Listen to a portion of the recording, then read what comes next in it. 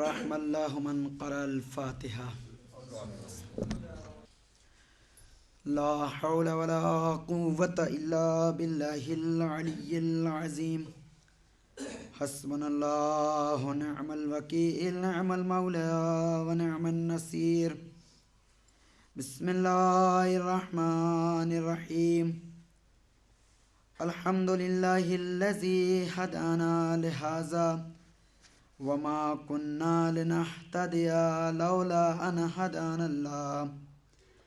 لقد جاءت رسل ربنا بالحق ثم الصلاة والسلام وتحية والإكرام على النبي الأمي المكي المدني القرشي الهاشمي الأبتحي سيدنا ونبينا شفيع مذنبينا مولانا مولى الثقلين جد الحسن والحسين الرسول الأمجد والمحمود الأحمد أبي القاسم محمد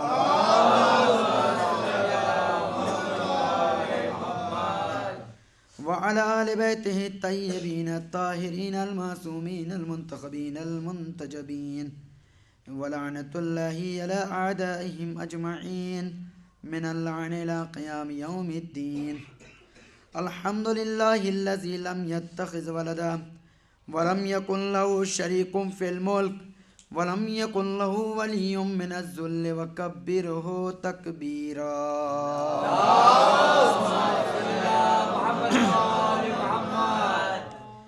أما بعد فقد قال الله في القرآن الكريم وهو أصدق الصادقين وقوله الحق. بسم الله الرحمن الرحيم. ومن يبتغي غير الإسلام دينا فلن يقبل منه وهو في الآخرة من الخاسرين. صلوات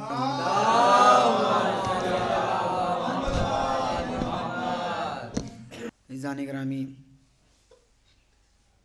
حاضرین مجلس اعزا، خمسہ مجالس کی یہ دوسری مجلس بعنوان اسلام اور عمل، اسلام اور علم، کہ جو بتوسط انجمن محافظ اسلام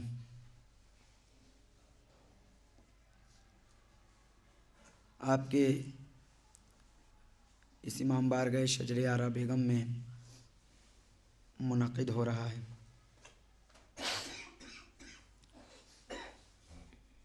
پروردگار عالم کی بارگاہ میں دعا گو ہیں پروردگار انجمن محافظ اسلام کی، بالخصوص اس کے کارکنان کی، یا جن لوگوں نے اس میں استعانت کی ہے، مدد فرمائی ہے، ان سب کی حفاظت فرما. انہیں اور بالخصوص اس انجمن کو اور اس امام بارگاہ کو کہ جس کی روح کی تازگی کے لیے اسے تعمیر کیا گیا ہے، ان کے درجات کو بلند فرما. صاحبان دیگر جتنی بھی لوگ حاضرین مجلس ہیں، ان سب کی دلی تمناؤں کو، مرادوں کو پورا فرما. دوسری مجلس اسلام اور علم کے اعتبار سے کہ جب تک یہ دونوں نہ ہوں گے انسان کامیاب نہ ہو سکے گا. چولی دامن کا ساتھ ہے، یا یوں کہا جائے کہ اسلام کا علم کے ساتھ گہرا تعلق ہے، علم کا اسلام کے ساتھ گہرا لگاؤ ہے. یہ اس کے لیے لازم ہے تو وہ اس کے لیے ملزوم، اگر یہ ملزوم ہے تو یہ اس کے لیے لازم. اسی چیز کو کہ یہ تمام چیزیں اسلام کے دائرے میں آتی ہیں کہ جس کے بارے میں خالق کائنات کا حکم ہے. سورہ آل عمران آیت نمبر 85، وَمَن يَبْتَغِ غَيْرَ الْإِسْلَامِ دِينًا. دیکھو ہمارا فیصلہ حتمی ہے، بدل نہیں سکتا، ٹالا نہیں جا سکتا. کیا کہ ہمارے اس دین اور اسلام کے علاوہ تم کسی اور دین کو قبول نہ کرنا. کیوں قبول نہ کرنا؟ فَلَن يُقْبَلَ مِنْهُ، اگر تم نے کوئی دوسرا دین اختیار کر لیا تو میری بارگاہ میں قابل قبول نہیں ہوگا۔ وَهُوَ فِي الْآخِرَةِ مِنَ الْخَاسِرِينَ، اور آخرت میں گھاٹا اٹھانے والوں میں سے ہوگے۔ یہ اسلام کہ جو پروردگار عالم نے ایک بچہ کے جو مارد وجود دنیا میں تولد کرتا ہے اس کی فطرت میں اسلام کو رکھا ہے۔ سورہ روم کی آیت نمبر 30 اسی بات کی طرف اشارہ کرتی ہے۔ بسم اللہ الرحمن الرحیم، فَأَقِمْ وَجْهَكَ لِلدِّينِ حَنِيفًا فِطْرَةَ اللَّهِ الَّتِي فَطَرَ النَّاسَ عَلَيْهَا لَا تَبْدِيلَ لِخَلْقِ اللَّهِ ذَلِكَ الدِّينُ الْقَيِّمُ وَلَكِنَّ أَكْثَرَ النَّاسِ لَا يَعْلَمُونَ۔ یہ سورہ روم یہ آیت بڑھ کے بتلا رہی ہے فَأَقِمْ وَجْهَكَ لِلدِّينِ حَنِيفًا، اپنی زندگی اور اس کے رخ حیات کو دین حنیف کی طرف موڑ لو۔ میرے مالک دین حنیف کہتے کسے ہیں؟ کہا دین مستقیم کو دین حنیف کہتے ہیں، جو سیدھا راستہ ہو اسے دین حنیف کہتے ہیں۔ فَأَقِمْ وَجْهَكَ لِلدِّينِ حَنِيفًا فطرت اللہ التی فطر الناس علیہا، کیوں؟ اس لیے کہ پروردگار عالم نے ہر انسان کو اپنی فطرت پہ خلق کیا ہے۔ لا تبدیل لخلق اللہ، اس کے خلق کرنے میں، اس کی سنت میں، اس کے بنانے میں کوئی تبدیلی واقع نہیں ہو سکتی۔ اس کا تو پہلے اعلان ہے وَلَن تَجِدَ لِسُنَّتِ اللَّهِ تَبْدِيلًا وَلَن تَجِدَ لِسُنَّتِ اللَّهِ تَحْوِيلًا فَلَن تَجِدَ لِسُنَّتِ اللَّهِ تَبْدِيلًا۔ اس کی بناوٹ میں کوئی تبدیلی نہیں ہے، اس کی بناوٹ میں کوئی رکاوٹ نہیں ہے۔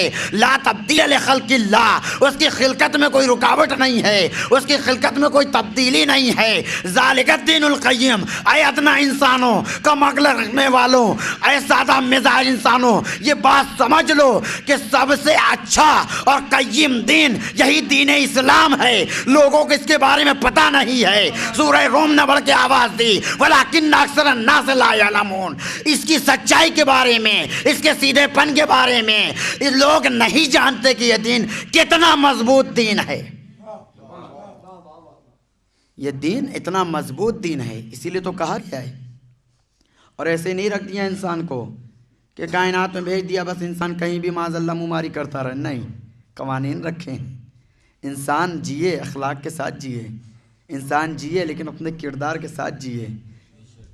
کیوں رکھا ہے؟ اس لیے کہ فطرت انسانی کو پروردگار بغور دیکھ رہا تھا، کیوں نہ کہے بھئی اس کی خلقت کردہ یہ انسان، اس نے تو یہاں تک کہہ دیا نحن من حبل الورید، ہم تو تمہاری شہرک سے بھی زیادہ قریب ہیں۔ تو وہ پروردگار کیوں نہ فطرت انسانی کو سمجھ لے؟ اس نے ایسی آزاد نہیں چھوڑ دیا جس کا تذکرہ ہو رہا ہے ایحسب الانسان ان یترک سدی، آیا انسان یہ گمان کرتا ہے کہ اسے ایسی چھوڑ دیا گیا ہے؟ نہیں، ہم نے اس کی ہدایت کے لیے ہادیان برحق بھیجے ہیں۔ ہادیان برحق بھیجے، کیوں بھیجا پروردگار عالم؟ نہ بھیجتا ان ہادیوں کو؟ کہا نہیں، ہم نے قاعدہ رکھا ہے جسے قاعدہ لطف کہتے ہیں، جسے قاعدہ کرم کہتے ہیں، جسے پروردگار کا رحم کہتے ہیں۔ قاعدہ لطف کے مطابق میرے مالک مطلب کیا ہے؟ کہا کہ یہی انسان اگر میں رہنما نہ بھیجتا تو یہ ہماری بارگاہ میں جب لوٹایا جاتا تو فوراً کہتا میرے مالک ہم سے گناہوں کے بارے میں نہ پوچھنا، ہم سے اعمال کے بارے میں نہ پوچھنا۔ کیوں نہ پوچھوں؟ کہا تو نے ہماری ہدایت کے لیے کسی کو بھیجا ہی نہیں تھا۔ لہٰذا لطف خداوندی ہے، قاعدہ لطف کے مطابق پروردگار عالم نے ہادیان برحق بھیجے۔ اور اس کی بہت زیادہ اگر آپ دیکھیں تفصیل آپ کو ملے گی تو فہرست میں سب سے پہلے توب البشر ہمارے، جنہیں ہماری ہدایت کے لیے بھیجا گیا، ہماری ہدایت کے لیے بھیجا گیا۔ ارشاد ہو رہا ہے بسم اللہ الرحمن الرحیم وَإِذْ قَالَ رَبُّكَ لِلْمَلَائِكَةِ إِنِّي جَاعِلٌ فِي الْأَرْضِ خلیفہ۔ میرے حبیب یاد کرو اس وقت کو جب تمہارے پروردگار نے کہا کہ میں مٹی سے خلیفہ بنانے جا رہا ہوں یا بنانے والا ہوں۔ جاعل قرار دینے والا، بنانے والا۔ جب یہ آواز فرشتوں کے کانوں سے ٹکرائی، قالو اتجعل فیہا من یفسد فیہا ویسفک الدماء نحن نسبح بحمدک ونقدس لک قال انی اعلم ما لا تعلمون۔ پروردگار سے فرشتوں نے التجا کی، پروردگار نحن نسبح بحمدک، پروردگار خلیفہ بنا رہا ہے، ارے ہم تو تیری تسبیح بھی کرتے ہیں، ہم تو تیری تحلیل بھی کرتے ہیں، ہم تو تیرے لیے پاکیزگی کو ثابت بھی کرتے ہیں، اور اس کو بنا رہا ہے۔ زمین پہ جا کر فتنہ فساد خوریزی برپا کرے گا۔ پروردگار نے کیا کہا؟ جس کا تمہیں علم نہ ہو نہ بولو، انی عالم ما لا تعلمون، جو میں جانتا ہوں تم نہیں جانتے، جو میں جانتا ہوں تم نہیں جانتے۔ کسی بھی تفاسیر میں آپ کو یہ نہیں ملے گا، بہت سی کتابیں آپ دیکھ لیں، ٹھیک ہے آدم کا پتلا تیار ہوا، شیطان نے سجدے سے انکار کر دیا، کوئی بات نہیں، لیکن کسی بھی کتاب میں آپ کو یہ نہیں ملے گا کہ شیطان نے کبھی نیابت اور خلافت الہیہ کا دعویٰ کیا ہو، کسی کتاب میں آپ کو نہیں ملے گا۔ مطلب کیا ہے؟ یعنی شیطان ہونے کے باوجود، شیطان ہونے کے باوجود یہ جانتا تھا کہ خلافت و نیابت الہیہ من جانب اللہ ہوتی ہے، منصوص من اللہ ہوتی ہے۔ جی اپنی بڑائی کا دعویٰ کر کے نکل گیا کہ پورے قصے کو سورہ سواد میں بیان کیا گیا ہے۔ ارشاد ہو رہا ہے، بسم اللہ الرحمن الرحیم، وَإِذْ قَالَ رَبُّكَ لِلْمَلَائِكَةِ إِنِّي خَالِقٌ بَشَرًا مِّن طِينٍ فَإِذَا سَوَّيْتُهُ وَنَفَخْتُ فِيهِ مِن رُّوحِي فَقَعُوا لَهُ سَاجِدِينَ فَسَجَدَ الْمَلَائِكَةُ كُلُّهُمْ أَجْمَعُونَ إِلَّا إِبْلِيسَ اسْتَكْبَرَ وَكَانَ مِنَ الْكَافِرِينَ قَالَ يَا إِبْلِيسُ مَا مَنَعَكَ أَن تَسْجُدَ لِمَا خَلَقْتُ بِيَدِيَّ اسْتَكْبَرْتَ أَمْ كُنتَ مِنَ الْعَالِينَ قَالَ أَنَا خَيْرٌ مِّنْهُ خَلَقْتَنِي مِن نَّارٍ وَخَلَقْتَهُ مِن طِينٍ قَالَ فَاخْرُجْ مِنْهَا فَإِنَّكَ رَجِيمٌ وَإِنَّ عَلَيْكَ لَعْنَتِي إِلَى يَوْمِ الدِّينِ۔ سورہ سواد نے بڑھ کے پورا نقشہ کھینچ دیا ہے۔ وَإِذْ قَالَ رَبُّكَ لِلْمَلَائِكَةِ إِنِّي خَالِقٌ بَشَرًا مِّن طِينٍ، میرے حبیب یاد کرو اس وقت کو جب کہ میں نے کہا کہ میں روئے زمین پر مٹی سے ایک بشر بنانے والا ہوں۔ فَإِذَا سَوَّيْتُهُ، جب میں اسے بنا لوں، جب میں اسے سنوار کر لوں، وَنَفَخْتُ فِيهِ مِن رُّوحِي، جب میں اس میں اپنی روح پھونک دوں، فَقَعُوا لَهُ سَاجِدِينَ، جب کہوں تو تم سب کے سب ملائکہ سجدے میں گر جانا۔ فَسَجَدَ الْمَلَائِكَةُ كُلُّهُمْ أَجْمَعُونَ، حکم پاتے خداوندی کا سارے ملائکہ سجدے میں چلے گئے، الا ابلیس، سوائے ابلیس کے، استکبر وکان من الکافرین، اس نے تکبر کیا، اس نے غرور کیا، اس نے گھمنڈ کیا، اس نے خود پسندی دکھلائی، اپنے آپ کو بڑا کہنے لگا، تکبر کیا، استکبر وکان من الکافرین۔ پروردگار عالم نے کہا اس نے تکبر کیا، وہ کافرین میں سے ہو گیا، اس نے تکبر کیا، وہ کافرین میں سے ہو گیا۔ پھر پروردگار نے پوچھا، یا ابلیس ما منعک ان تسجد لما خلقت بیدی، تجھے آدم کا سجدہ نہ کرنے سے کون سی ایسی چیز تھی جس نے تجھے روکا، جبکہ اسے میں نے اپنے ہاتھوں سے بنایا تھا۔ وقت نہیں ہے کہ میں ان ہاتھوں کو کسی اور جگہ تشبیہ دوں، جا کہ نہج البلاغہ میں مولانا خطبات میں ارشاد فرمایا ہے یہ ہاتھ کون سے ہاتھ تھے۔ ما منعک ان تسجد لما خلقت بیدی، کون سی ایسی چیز تھی جو تجھے آدم کے سجدہ کرنے میں رکاوٹ اور مانے بن کے آ گئی۔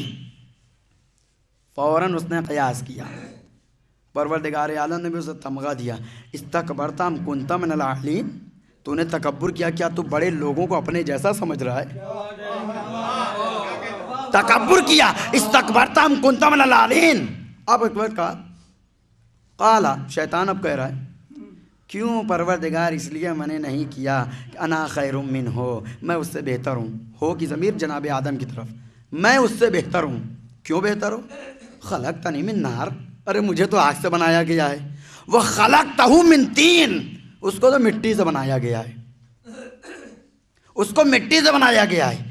اب جب بناوٹ کے اعتبار سے فرق آ گیا، اچھا میرے بنائے ہوئے پہ اشکال کر رہا ہے، میرے بنائے ہوئے پہ انگلی اٹھا رہا ہے، تجھے میرا بنانا ناپسند لگ رہا ہے۔ کیا کہا؟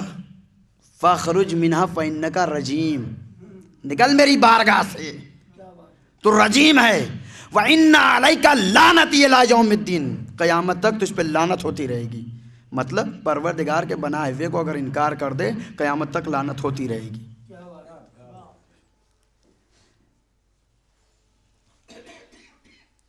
کیوں فرشتوں نے دعویٰ کیا، پروردگار نے منع کر دیا؟ کبھی ہم نے سوچا؟ کوئی تو وجہ رہی ہوگی، کیوں منع کیا پروردگار نے؟ آئیے دیکھیے اس کا جواب ملے گا۔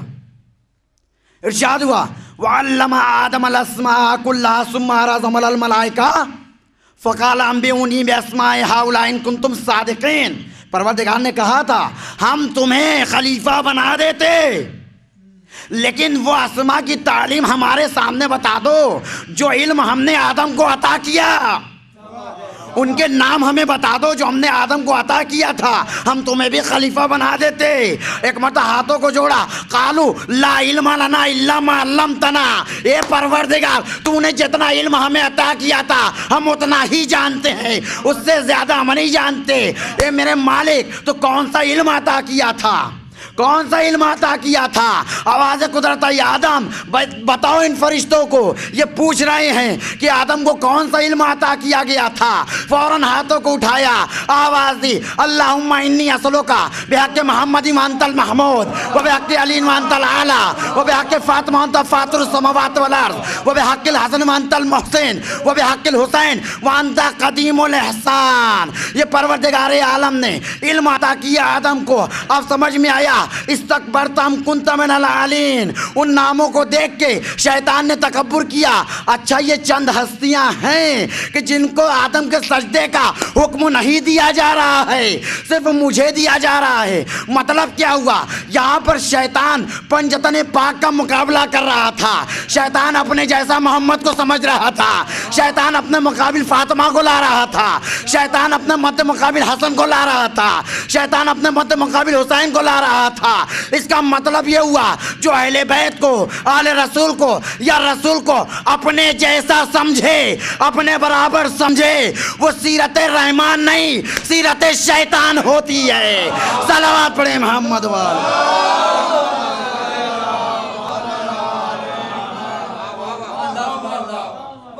وہ سیرت شیطان ہوا کرتی ہے۔ آدم کو بنایا خلیفہ، جس نقطۂ نظر کو شیطان نے اول روز دیکھا تھا، برسہ برس گزر جانے کے بعد بھی انسان کی سمجھ میں نہیں آیا۔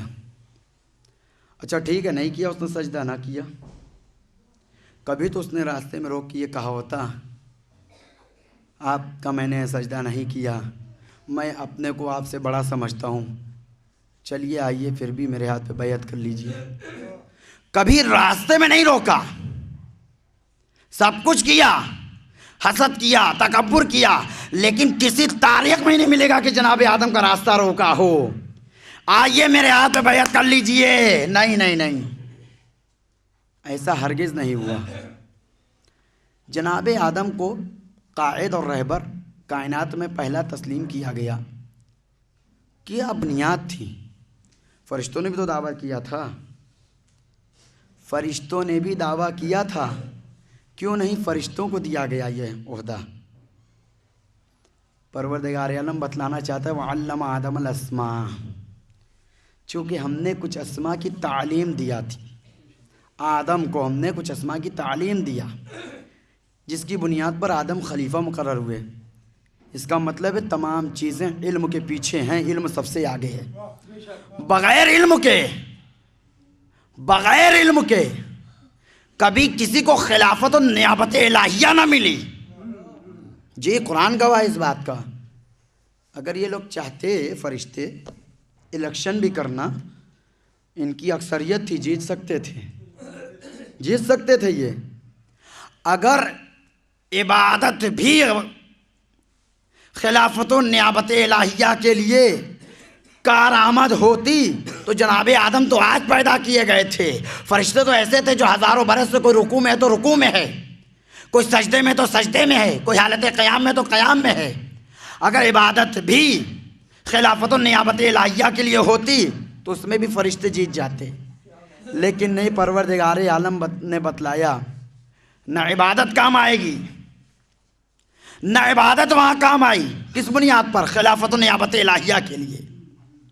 نہ الیکشن، نہ جمعیت، نہ اجماع، کچھ کام نہیں آیا۔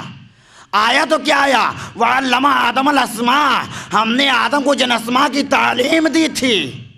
یعنی علم ایسی چیز ہے جس کے ملنے پہ جناب آدم کو خلافت ملی ہے۔ تو بس مجھے کہنے دیجئے کہ اگر کوئی ایک ایسا بندہ آپ کو مل جائے کائنات میں کہ جس کے اندر علم اتنا پایا جاتا ہو کہ باب شہر علم کہلائے، عبادت اتنی ہو کہ جس کی ایک ضربت ثقلین کی عبادت پہ بھاری پڑ جائے، تو پھر اس کی خلافت میں شک نہیں کرنا چاہیے۔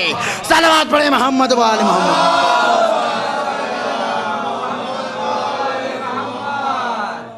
دونوں چیزیں جس انسان میں جمع ہو جائیں، علم ایسا ہو کہ باب شہر علم کہلائے، عبادت اتنی ہو کہ ایک ضربت ثقلین کی عبادت پہ بھاری پڑ جائے، علم کی بدولت۔ قرآن گواہ اس بات کا۔ جالوت بادشاہ کے مد مقابل پروردگار نے جناب طالوت کو بھیجا۔ کس کی بنیاد پہ بھیجا؟ قرآن گواہ اس بات کا۔ قرآن کریم میں ہے، جب لوگوں نے اشکال کیا اے پروردگار ہم میں سے کسی کو بھیج دیتا سید و سردار بنا کے، آواز قدرت آئی نہیں تمہیں کیوں کر بھیجتا میں؟ کیوں پروردگار عالم کیوں نہیں بھیج سکتا تھا؟ کہا نہیں، ہم نے طالوت کو علم دیا تھا اور جسموں میں قوت دی تھی، اس لیے ہم نے انہیں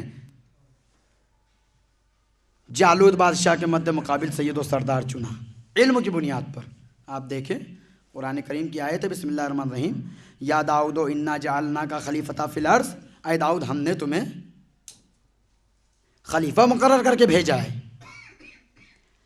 جناب داؤد اور جناب سلیمان علیہ السلام یہ دو ہمارے ایسے نبی ہیں انبیاء میں سے جن کو پروردگار نے پوری حکومت و سلطنت عطا کی تھی، باپ بیٹے۔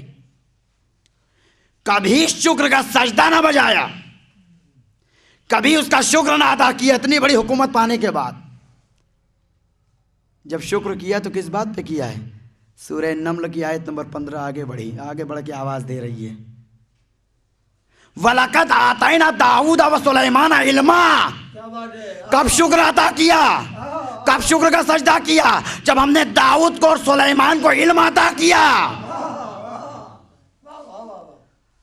قال الحمد للہ الذی فضلنا علی کثیر من عبادہ المؤمنین۔ تو یہ دونوں نبی یہ کہتے ہوئے نظر آئے، پروردگار تیرا لاکھ لاکھ شکریہ، تیری حمد و ثنا ہے جو تو نے اپنے مومن بندوں میں ہمیں فضیلت عطا کی ہے علم کی بدولت۔ یہ کہتے ہوئے نظر آئے ہیں۔ اس کا مطلب کیا ہے؟ جناب سلیمان علیہ نبینا علیہ السلام جیسے نبی کی بھی نگاہ میں حکومت و تخت و تاج کوئی معنی نہیں رکھتا ہے۔ ہاں اگر کوئی چیز ہے اور قدر و قیمت ہے تو وہ علم کی ہے۔ یہی وجہ ہے جناب سلیمان بتلانا چاہتے ہیں اگر کسی کے پاس حکومت ہو علم نہ ہو، ریاست ہو علم نہ ہو، سیاست ہو علم نہ ہو، شجاعت ہو علم نہ ہو، بردباری ہو علم نہ ہو، قوت و علم نہ ہو، جرأت و علم نہ ہو، تو ساری چیزیں بیکار ہیں، اس لیے کہ ساری چیزوں کا دار و مدار علم ہے، ساری چیزیں علم کے پر منحصر ہیں۔ اگر علم ہے تو تمام چیزیں پائیدار ہیں، علم نہیں ہے تو ساری چیزیں بیکار ہیں۔ صلوات پڑھیں محمد و آل محمد۔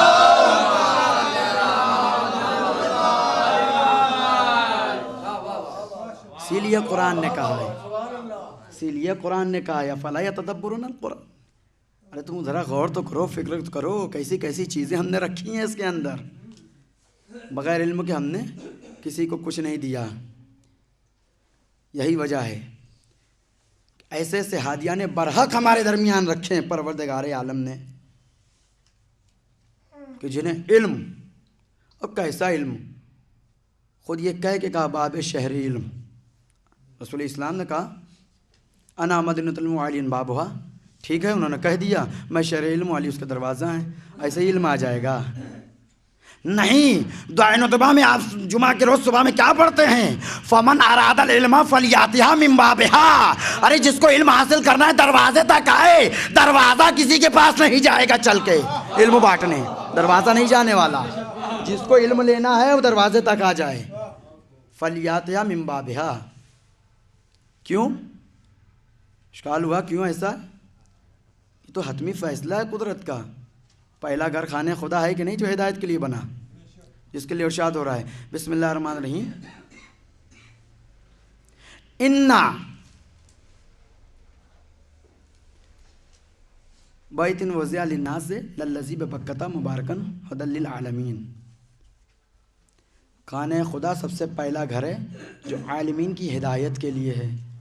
ٹھیک ہے، کبھی کسی نے سنا ہر سال حاجی حج پہ جاتے ہیں، کوئی کہے میں ہدایت لے کے آ گیا؟ بھائی یہ اینٹ سے پتھر سے بنا ہوا خانہ کعبہ کیا کسی کی ہدایت کر رہا ہے؟ جو جاتا ہے بلکہ اور زیادہ ہو سکتا ہے بگڑ کے ہی آ جاتا ہوگا اگر قسمت کا چکر ہے تو، ورنہ تو حب اور ولایت علی بن ابی طالب انسان کو پار کرا دیتی ہے۔ کبھی کوئی آیا وہاں سے ہدایت لے کے؟ کعبے کو تو کہا ہم نے ہدایت بنایا عالمین کے لیے، پہلا گھر ہے، کہا نہیں، کعبے کو ہدایت کہہ کے، جیسے میں نے کبھی بیان کیا تھا کہ کعبہ ایک ظرف ہے، ایک برتن ہے، ظرف مکانی سے کہتے ہیں، کبھی کبھی ایسا ہوتا ہے کہ ظرف بول کے مظروف مراد لیا جاتا ہے، یعنی مطلب کیا ہے؟ یہ پہلا گھر ہے جو عالمین کے لیے ہدایت ہے، مطلب یہ ہے کہ کعبہ ہدایت نہیں ہے، مولود کعبہ، مولود کعبہ ہدایت ہے، اسی لیے آج تک کعبہ کسی کے پاس چل کے ہدایت کرنے نہیں گیا، جب کعبہ کسی کے پاس چل کے ہدایت کرنے نہیں گیا تو مولود کعبہ بھی کسی کے پاس چل کے ہدایت نہیں کر سکتا۔ آئیے رسول اسلام کی حدیث سنیے، انا مدینۃ العلم وعلی بابھا فمن اراد الحکمۃ فلیاتھا من بابھا، میں شہر علم ہوں، علی اس کے دروازہ ہیں، اب جس کو علم حاصل کرنا ہے دروازے تک آئے، دروازہ کسی کے پاس نہیں جائے گا۔ صلوات پڑھے محمد و آل محمد۔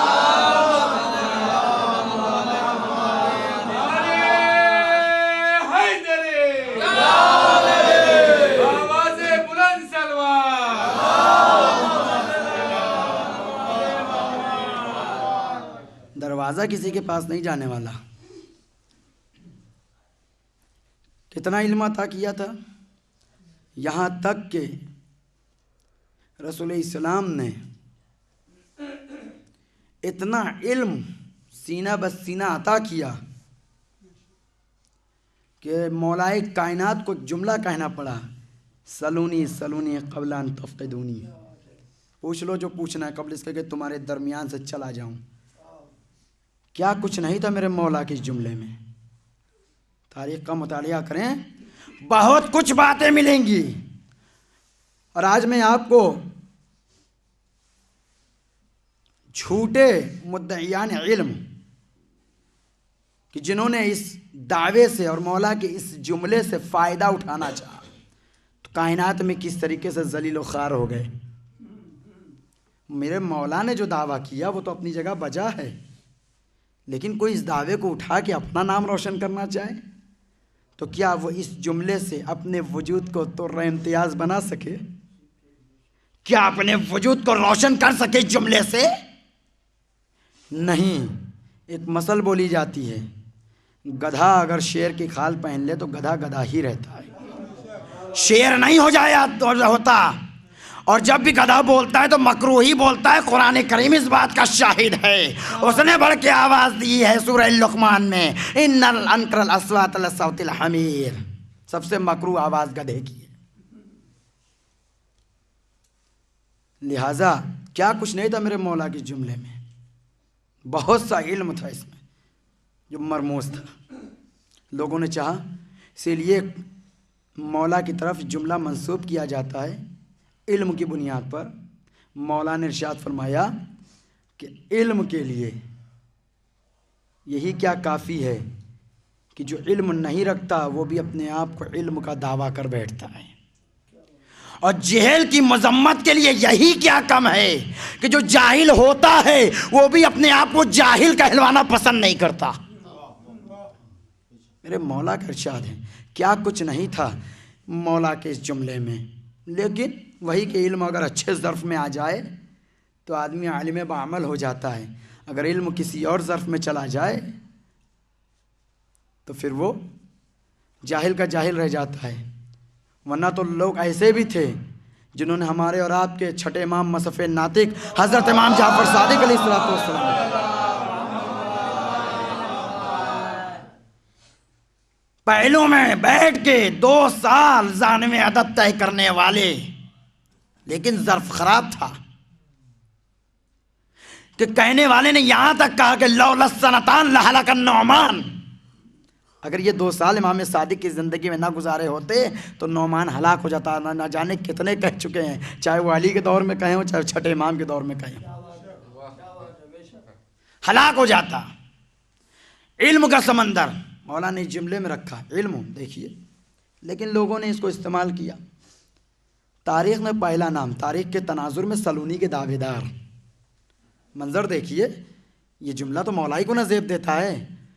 سلیمان بن مقاتل، اس نے بھی یہی دعویٰ کیا، آیا مسجد کوفہ میں منبر پہ چڑھ گیا، سلونی سلونی قبل ان تفقدونی، جو کچھ پوچھنا ہو پوچھ لو قبل اس کے کہ تمہارے درمیان سے چلا جاؤں۔ اچھا، لیکن ہاں پوچھنے میں تھوڑا بہت رعایت کرنا۔ دیکھو ایسا ہے کہ ہم زیادہ آسمان کے بارے میں نہیں جانتے، ہم زمین ہی تک رہ سکتے ہیں۔ مولا کا کیا کہنا ہے، میں زمین سے زیادہ آسمان کے بارے میں جانتا ہوں۔ کہیں نہ کہیں تو ایک نہ ایک ایسا پہلو رہ ہی جاتا ہے جس میں میرا مولا آگے رہتا ہے، آگے رہتا ہی ہے۔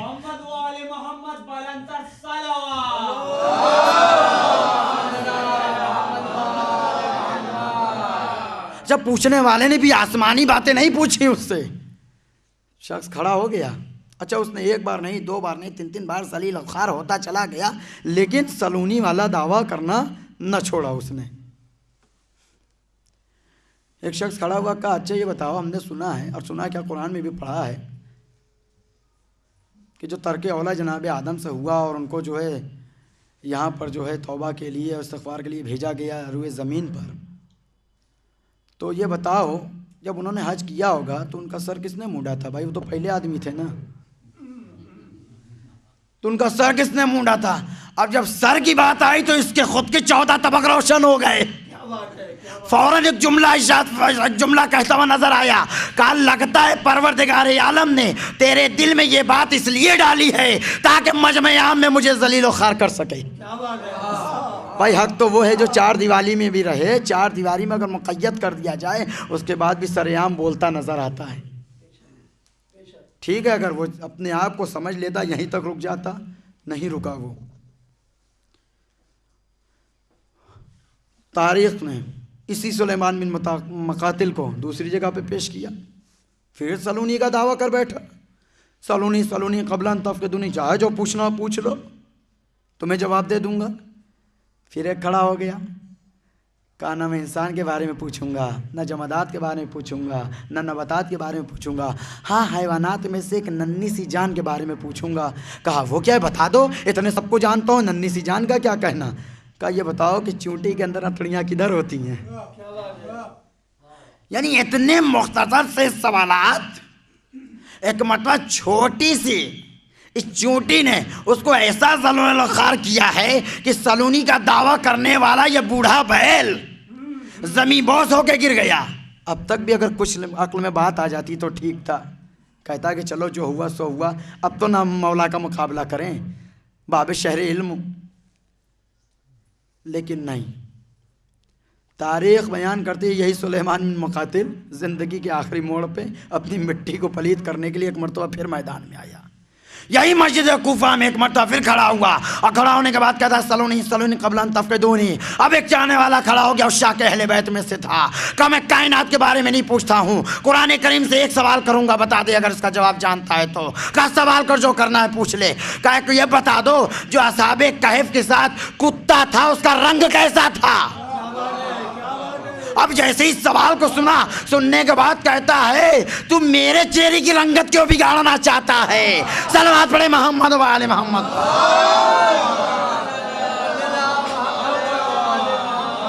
کیا اپنے وجود کو ترہ امتیاز بنا سکے؟ کیا اپنے وجود کو روشن کر سکے؟ نہ کر سکے۔ کیوں؟ میرے مولا کا جملہ ہے، لیکن لوگ اگر رک جاتے تو ٹھیک تھا. تاریخ آگے بڑھی. سبط الرحمان یا عبد الرحمان ابن جوزی سب بڑے بڑے پڑھے لکھے تھے سب. مہدی پیشوائی نے آیت اللہ مہدی پیشوائی نے سیرے پیشوایان میں ان سب کے بارے میں بڑی بڑی تفصیلیں لکھی ہیں. سب بڑے بڑے پڑھے لکھے تھے. لیکن بھائی کہ علم اگر اچھے ظرف میں ہو تو عقل بھی صحیح استعمال ہوتی ہے. علم ظرف صحیح نہیں تھا. کم ظرف کیا کرے گا؟ اپنی اوقات تو دکھائے گا. کیا کیا؟ وہی ممبر پہ آئے اور آنے کے بعد سلونی قبلان تفقدونی، جو کچھ پوچھنا ہو پوچھ لو قبل اس کے کہ تمہارے درمیان سے چلا جاؤں. مولا کا جملہ رہنے دیتے مولا تک نہیں، اپنے وجود کو تر امتیاز بنا رہے تھے. بناؤ. اب پوچھنے والا کوئی مرد نہیں تھا. بہت غور سے سنیے گا. پروردگار بھی کیسا کیسا ان کو ذلیل کراتا رہا ہے. پوچھنے والی ایک عورت تھی، شاق اہل بیت کی چاہنے والی تھی. جب اس نے دعویٰ کیا اور کہا کہ جو کچھ پوچھنا ہو پوچھ لو. اچھا اس نے بھی یہی کہا آسمان کے بارے میں نہیں زمینی کے بارے میں پوچھنا. کا ایک سوال ہے بڑے دن سے میں اپنے ذہن میں لیے گھوم رہی تھی. اچھا ہوا کہ تو نے دعویٰ کر دیا، آج تجھ سے پوچھ ہی لیتی ہوں. کہا کیا ہے؟ بیان کرو. کہا ابھی بتاتی ہوں. یہ بتاؤ کہ میں نے تاریخ میں بھی پڑھا ہے اور یہ حقیقت بھی ہے کہ جناب سلمان فارسی کا انتقال مدائن میں، بہت غور سے سنیے گا، جناب سلمان فارسی کا انتقال مدائن میں ہوا تھا. علی مدینے میں تھے. مدینے سے مدائن 3 دن کا سفر کر کے نماز جنازہ پڑھانے پہنچ گئے. ایک ایسا بھی شخص تھا جو مدینے میں مرا تھا، لاش اس کی کوڑے پر پڑی ہوئی تھی. علی مدینے میں ہی موجود تھے. کیوں نہیں اس کی نماز جنازہ پڑھائی؟ 2 ہی صورتیں ہو سکتی ہیں. یا تو معاذ اللہ علی نے غلط کام کیا، یا پھر نگاہ علی میں وہ مسلمان نہیں تھا. یا تو نگاہ علی میں وہ مسلمان نہیں تھا. بس جیسے اس نے سوال کو سنا ایک مرتبہ بھڑک کے اپنی زبان میں، جسے ہم اپنی زبان میں گالی کہتے ہیں، نازیبا کلمات سے کہنے لگا تو اس مجمع عام میں اگر اپنے شوہر کی اجازت کے بغیر آئی ہے تو تیرے شوہر پر اور تجھ پہ لعنت خداوندی ہو. اس شاہ اہل بیت آگے بڑھی. مومنہ نے بڑھ کے کہا میرے بارے میں تیرا یہ خیال بغیر شوہر کے اجازت کی آئی تو مجھ پہ لعنت ہو، تو جو عورت جنگ جمل میں آئی تھی اس کے بارے میں کیا خیال ہے؟ صلوات پڑھیں محمد و آل محمد. امتحان لینے کے لیے پروردگار، امتحان لینا مقصود نہیں تھا. کائنات والوں کو عظمت علی بن ابی طالب سمجھانا مقصود تھی. جبریل امین کو بھیج دیا. کہا کہ یہ بتائیں اس وقت جبریل کہاں ہیں؟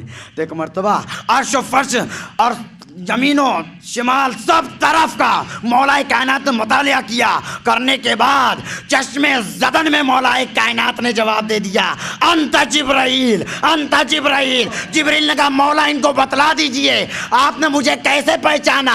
کہ علی نے فرش میں نگاہیں دوڑائی، علی نے عرش کا مطالعہ کیا، علی نے چاروں طرف سب طرف دیکھ لیا. جب نہیں پایا تو سمجھ لیا کہ سوال کرنے والا خود جبریل ہے. ایسے لوگوں کے اوپر یہ دعوے زیب دیا کرتے ہیں، اوروں کے اوپر یہ دعوے زیب نہیں دیا کرتے. اچھے خاصے مومنین اور لوگوں کو وہ اس دعوے سے فریب دیا کرتے ہیں. صلوات پڑھیں محمد و آل محمد.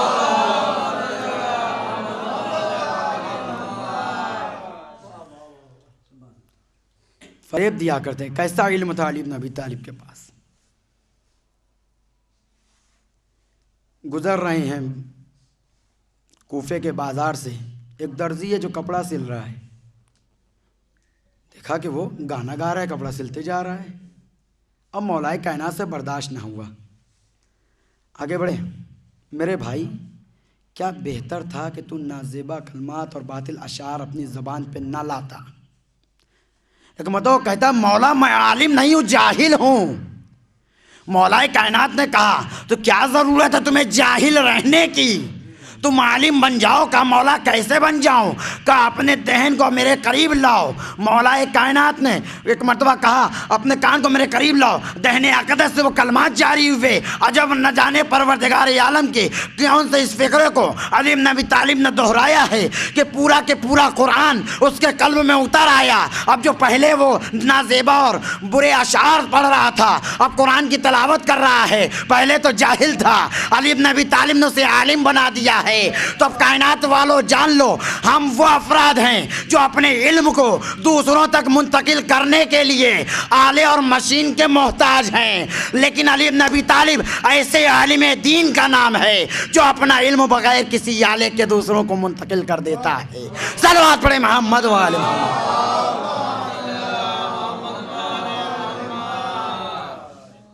ये है मर्तबा। क्या कहना उस ज़ाते वाला सिफात का जिसके बारे में है इल्म कश मैं हूँ, दरवाज़े ये हैं। फमन अरादल हिकमता फलियातिहा मिन बाबिहा। चाहिए अगर तुम्हें ये इल्म तो आओ, दरवाज़े के करीब आओ। क्या था? हक़ तो ये था कि परवरदिगार ने अक्ल सलीम दिया था। आते दामन को फैलाते, इल्म की भीख लेके चले जाते। लेकिन नहीं, जिसे रसूल इस्लाम ने इल्म का दरवाज़ा कहा,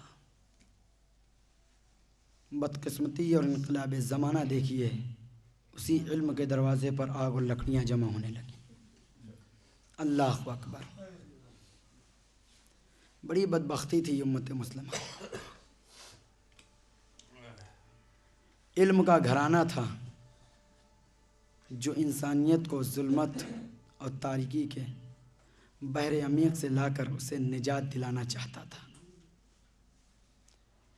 कैसे कैसे आलिम दीन, मुतालिया करें आप तारीख़ करबला में, एक से बढ़कर एक आलिम दीन थे। ख़ुद मौला अब्बास लंबरदार, वलाउ ये कि इमामत व इस्मत नहीं मिली, लेकिन बदरजाए महफूज जिनसे तर्क औला तक ना हुआ, इतने बड़े आलिम दीन। सहाबा किराम को आप देखें, खुशनसीबी है उस शख्स के लिए जिसके लिए मौला ख़त के ऊपर लिख दे रजुलन फ़क़ीह। खुशनसीबी है जिसके लिए मौला लिख दें हबीब इब्न मज़ाहिर तुम आयतुल्लाह उल उज़्मा हो। रजुल फ़क़ीह कहा है मौला ने करबला के मैदान में, बाब शहर इल्म का फर्जंद, इमाम वक्त जिसे आलिम दीन नहीं बल्कि रजुल फ़क़ीह कह के ताबीर कर रहा है, उसके इल्म का अंदाज़ा देखिए कितनी इरफान की मंजिल पर था वो। उसी इरफानियत की बिना पर उसने समझ लिया था कि ज़हरा के लाल को मेरी ज़रूरत है, मुझे करबला जाना चाहिए। कैसा इल्म था हबीब इब्न मज़ाहिर के अंदर, और इस इरफान और इस इल्म की बदौलत शहादत उज़्मा पर फायज हुए। कूफे वालों को भी बतला दिया हबीब इब्न मज़ाहिर कितने बड़े आलिम दीन थे। मौला की खिदमत में आना, सबसे पहले तो हबीब का तड़प जाना। मौला ठीक है आपने एक दोस्त को ख़त लिखा है, लिख दिया था, लेकिन नीचे जो जुमला लिखा, मौला ये तो हबीब के लिए बहुत बड़ी बात है कि इमाम वक्त रजुल फ़क़ीह कह के बुला रहा है, इमाम वक्त जिसे आलिम दीन कह रहा है। आए करबला के मैदान में और आने के बाद जब सलाम किया है, एक कोहराम समझ गया। ख़याम हुसैनी में जब खबर गई है तो कियारी बहन ज़ैनब ने जब सुन लिया भैया के चाहने वाले हबीब बचपन के दोस्त आए हुए हैं, अरे जाओ अम्मा फिज़ा सलाम कह देना। अब जब सलाम पहुंचा है, आलिम दीन की कदर कीमत देखिए, रजुल फ़क़ीह की कदर कीमत देखिए कि जब मैं वक्त, अरे आलिम गैर मुअल्लमा सलाम कहला रही हैं, तेरे खैमा पे हबीब इब्न मज़ाहिर आ गए। अरे क्या कहना हबीब तेरी किस्मत का, ज़हरा ज़ादी तुझे सलाम कह रही हैं। जंग की इजाज़त तलब की है, ग़ुलाम के साथ जाकर जाम शहादत नोश फरमाई है। एक मतलब बाज़ार कुफा में भी हबीब को लोगों ने पहचान लिया किस तरीके के आलिम दीन थे, कैसा रजुल फ़क़ीह था। जहाँ सबके सरनों के नेज़ा पे थे, वहीं हबीब का भी सरनों के नेज़ा पे था। जब ये कूफे का बाज़ार था, एक 4 साला बेटे ने देखा, अरे कि क्या देखा, کچھ سر ہیں جن کے اوپر نیزوں کی بارش ہو رہی ہے، ارے پتھر برسائے جا رہے ہیں، تیر باندازی ہو رہی ہے کہ ایک مرتبہ آگے بڑھا، آگے بڑھنے کے بعد کسی سے پوچھتا بھائی یہ کون لوگ ہیں؟ کہا کہ یہ تو قیدی ہیں۔ کہا اچھا قیدی ہیں؟ کہا کہاں سے چلے آ رہے ہیں؟ کہا کہ یہ تو کربلا کی جانب سے چلے آ رہے ہیں۔ ایک مرتبہ تڑپ گیا تو تڑپ کے اپنے گھر گیا، جانے کے بعد اپنی والدہ سے کہتا ہے اماں ارے آج ہم نے ایسے قافلے دیکھے ہیں جیسے ہم نے کبھی نہیں دیکھے تھے۔ ایک مرتبہ ماں کہتی بیٹا ارے کس سمت میں ہے، ذرا مجھے بھی جا کر زیارت کروا دے، ہم بھی تو دیکھے کیسے قیدی ہیں، ہم بھی تو جانے کیسے قیدی ہیں۔ کہا اماں ساری چیزیں اپنی طرف، اماں میں نے ایک ایسا عجیب و غریب منظر دیکھا ہے جو خدا کسی دشمن کو نہ دکھلائے۔ میرے لال کیا دیکھ لیا؟ کہا میں نے ایک ایسا ننھا سا سر دیکھا اماں جس کی عمر 5 سے 6 مہینے کی ہوگی، ارے ظالم اس پہ پتھر برسا رہے تھے۔ اماں مجھ سے رہا نہ گیا، ماں کا دل بھر آیا، بیٹا مجھے لے کر اس چوراہے پہ چل۔ طرفے میں آیا، بیٹا جا کے معلوم کر یہ آنے والا جو کھڑا ہے جس کے ہاتھوں میں ہتھکڑیاں ہیں، پیروں میں بیڑیاں ہیں، گلے میں خاردار توق ہے، 4 سالہ بچہ آگے بڑھا، ہاتھوں کو جوڑا، اے ناتوان و ضعیف انسان یہ بتا دو کہاں سے چلے آ رہے ہو؟ امام نے ایک جملہ دہرایا، بیٹا ہم کربلا سے چلے آ رہے ہیں۔ بچہ جیسے لفظ کربلا سنا زمین پہ بیٹھ گیا، اے مولا کربلا تو میرا بابا بھی گیا تھا۔ امام تڑپے، میرے لال بتاؤ تمہارے باپ کا نام کیا تھا؟ سر کو جھکایا، اے مولا میرے باپ کا نام حبیب ابن مظاہر تھا۔ ایک مرتبہ امام نے آغوش میں لینا چاہا، اے میرے لال امام مجبور ہے، تمہیں تمہارے باپ کا پرسہ بھی نہ دے سکے، میں دانتوں کو جوڑوں گا مولا۔ ارے آپ پہ اتنی مصیبتیں ہیں اس کے باوجود حبیب کے بیٹے کو پرسہ دے رہے، مولا فریاد تھی۔ بعد عصر عاشورہ خیام حسینی میں آگ لگی، بابا کی شہادت کے بعد کوئی پرسہ دینے والا بھی نہ تھا۔ باراللہ ہماری اس مختصر سی عبادت کو قبول فرما، ہم سے جو بھی گناہ صغیرہ و کبیرہ سرزد ہونا عفو درگزر فرما۔ پروردگار مملکت ملک اسلامیہ ایران و شام، لبنان و بحرین و اردن و مصر و فلسطین کی، وہاں کے شیعوں کی، بالخصوص ہند و پاکستان کی یہاں کے شیعوں کی تمام مساجد اور امام بارگاہوں کی حفاظت فرما۔ پروردگار پرچم اسلام کو سربلند فرما، پرچم کفر و نفاق کو سرنگو فرما۔ جو بے اولاد ہیں انہیں جملی اصغر کا واسطہ اولاد نیک و صالح عطا فرما۔ جو بیمار ہیں، اگر مومنات بیمار ہیں تو بیماری صغرا کا واسطہ، اگر مومنین بیمار ہیں تو بیمار کربلا کے صدقے میں شفائے کامل و عاجلہ عنایت فرما۔ علماء اعلام، دیگر مراجع اعظام، بالخصوص نائب امام آیت اللہ العظمیٰ کا سیستانی، آغائی وحید خراسانی، صافی لطف اللہ گلپائگانی، اور ہمارے رہبر معظم انقلاب اسلامی ایران آیت اللہ العظمیٰ کا خامنائی کی حفاظت فرما۔ پروردگار دعاؤں میں دعا، آخری دعا یہ ہے، منتقم خون حسین یوسف زہرا حضرت حجت کے ظہور میں تعجیل فرما، مومنین و مومنات کو ان کے امان و انصار میں شمار فرما۔ الہی بحق زہرا و ابیہا و بعلہا والسر المستودع فیہا، ربنا تقبل منا انکا انت السمیع العلیم۔ ماتم حسین۔